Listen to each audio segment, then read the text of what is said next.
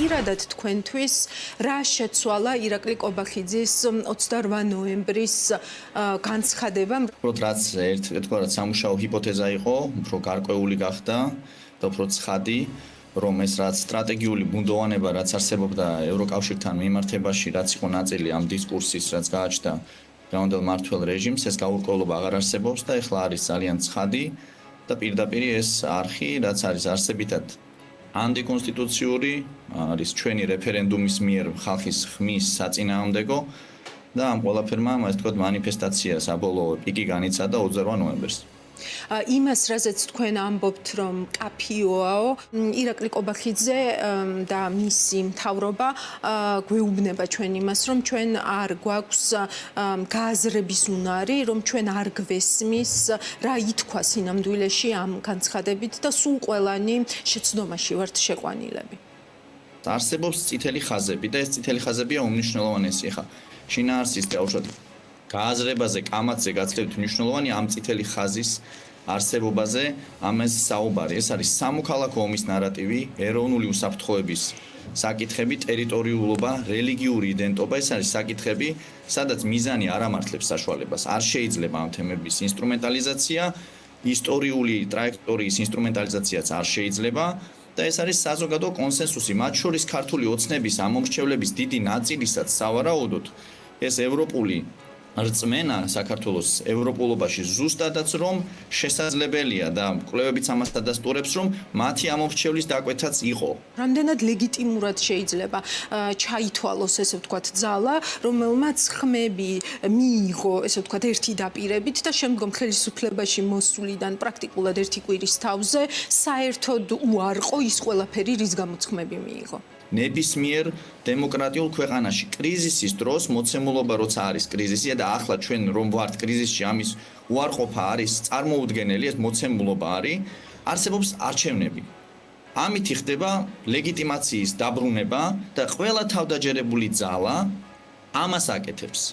არის მეორე გზა, ჩვენ შემთხვევაში უკან გაწევა ანტიკონსტიტუციური გადაწყვეტილების ცალმხრივად რომ შეაჩერო მოლაპარაკებები ევროპასთან, რასაც ასევე ვერ ხედავთ ვერც არჩევნებზე ვერანაირად, ესე ვთქვათ, ქართული ოცნების მხრიდან ამაზე საუბარს და არის მესამე ვარიანტი კრიზისის ესე ძალისმიერი გზით გადაჭრა, ვიდრე კრიზისი არ ჩაეხშობა და ეს ანახებს მიმდინარე სოციალური მობილიზაცია, დეცენტრალიზაცია პროტესტის მასშტაბურობა, როგორც თქვენ ახსენეთ, რომ ეს არ არის მხოლოდ რაც ურბანული ქალაქის ცენტრის, თბილისის და რაღაც კონკრეტული სოციალური კლასის პროტესტი, ეს არის დეცენტრალიზებული ეროვნული პროტესტი სახელმწიფოებრიობის იდეის ირგვლივ და ძალისმიერი გზით ამის გადაჭრა არ შეიძლება და არ გამოვა, არ არის ეფექტური. ანუ პოლიტიკური სტრატეგიის ენაზე რო ვილაპარაკოთ, არ არის ესე ვთქვათ ეს არ ღირს იმ რისკად ძალისმიერი გზით ამ პროტესტის ესე ვთქვათ ჩახშობა. ამიტომ არსებობს ერთადერთი გზა და ეს არის ახალი არჩევნები, რომელიც დააბრუნებს ესე ვთქვათ ოცნების ამომრჩევლისთვის ამ კითხვებზე პასუხს, ანუ ამ ლეგიტიმაციის პასუხს უფრო ცალსახას გახდის მათთვის, ვისაც დაუშვათ აღელვებს ის, რომ მილოცვები არ არის, ეს ეკონომიკურ ქმედებაზე, ეკონომიკურ ქცევაზეც აისახება და ასე შემდეგ და იზოლაციისკენ რო არ წავიდეს საქმე, არის გამოსავალი ცნობილი ნაცადი პოლიტიკური თეორიით ისტორიაში დადასტურებული უახლოეს ევროპულ უახლოეს ესე ვთქვათ პოლიტიკური ისტორიაშიც ძალიან ცნობილი პრაქტიკა არჩევნები.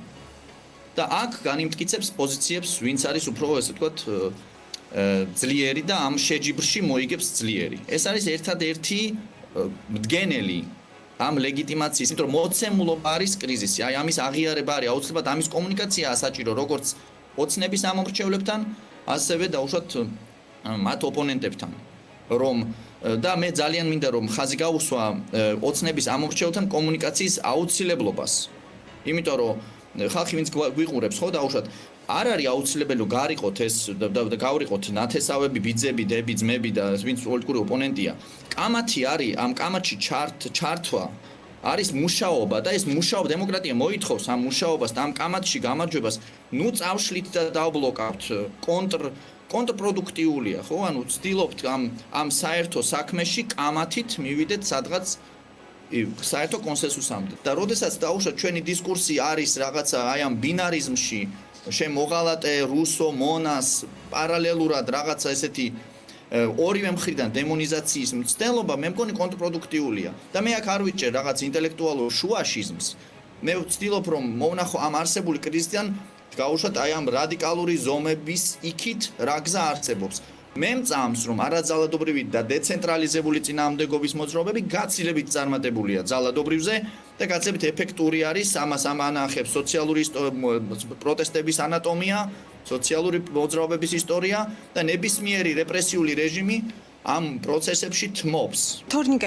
თქვენც ის ნაწილი ხართ, ვინც ესე ვთქვათ, ითხოვს ევროინტეგრაციას და ევროატლანტიკურ ინტეგრაციას და მხოლოდ ამ ასპირაციას ცნობს, ესე ვთქვათ, როგორც ლოგიკურს, როგორც მშობლიურს და როგორც აუცილებელს საქართველოსთვის აქციაც გამართეთ და მოგვიყევით დეტალურად ამ აქციის შესახებ. მადლობა რომ დაინტერესდით ამ აქციის გაშუქებით.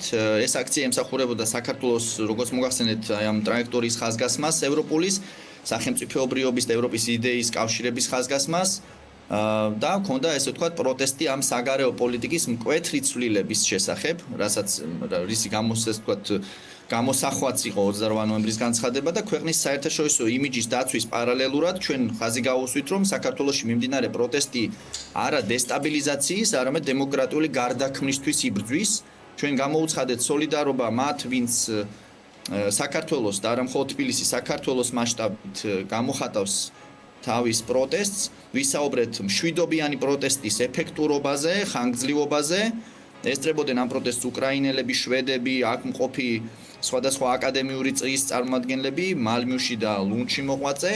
ეს არ იყო მასშტაბური პროტესტი, მაგრამ აი ამ ესე ვთქვათ, იმ მოცემულობიდან გამომდინარე, რა მოცემულობაში ჩვენ ვართ, ჩვენ სურდა რომ ეს ხმა ყოფილიყო რაღაცნაირად გაგონებული, ასევე ხაზი გავუსვით რომ ფუნდამენტურად ახლა ყალიბდება ახალი პოლიტიკური კლასი, რაც აქამდე ჩემი დაკვირვებით ყოველ შემთხვევაში არ იყო ესე ცალსახა და ცხადი, რაღაცა ტიპის სოლიდარობის კულტურის ჩამოყალიბება ხდება და ძალიან საინტერესო, ესე ვთქვათ, დინამიკა არის ეს. აი ამ კონკრეტულად ამ კრიზისის მომენტში სოციალური მობილიზაცია განსაკუთრებით საინტერესო შინაარსის არის, ეს არის როგორც გრძელვადიანი ამოცანა, რომელიც შეიძლება გადაიზარდოს უფრო სტრუქტურულ მოძრაობაში, რომელიც იქნება ახალი პოლიტიკური კლასის ჩამოყალიბების საფუძველი. მე ასე ვფიქრობ და ესეთი ესე ვთქვათ სამუშაო ჰიპოთეზა მაქვს ასე ვთქვათ. თორნიკე, თქვენ ახალი პოლიტიკური კლასი ახსენეთ, ჩემთვის ასევე ძალიან მნიშვნელოვანია, რომ აშკარად ვაკვირდებით ქვეყანაში ახალი ტიპის ბიზნესის და სულ სხვა ტიპის ბიზნეს გარემოზე დაკვეთას, განსაკუთრებით საქართველოში, ესე ვთქვათ, ყველაზე მკაფიო სიგნალი იმისა, რომ ქვეყანაში პროცესები ისე არ მიდის, როგორც უნდა მიდიოდეს, არის ხოლმე ბიზნესის ხმა. თქვენი დაკვირვება როგორია გარედან ამ ტიპის პროცესებზე? მე მადლობა ელენე ბიზნესთან შემხებლობა არ მქონია, მთელი ცხოვრება სოციოლოგიას ვემსახურები, მაგრამ ის რომ არსებობს სოლიდარობა და ეს სოლიდარობა არის პარტიულ პოლიტიკაზე მაღლა და ის ნარატივი რომ ვარსებობთ ჩვენ ერთ მხარეს და არსებობენ ისინი მეორე მხარეს, რასაც ცდილობს ესე ვთქვათ დომინანტი პოლიტიკური დისკურსი ამ ნარატივის ესე ვთქვათ ტირაჟირებას აცდენილია რეალობას, იმიტომ რომ ერთი დისკურსი არის და ეს ერთი დისკურსი არის ევროპული საქართველოს დისკურსი.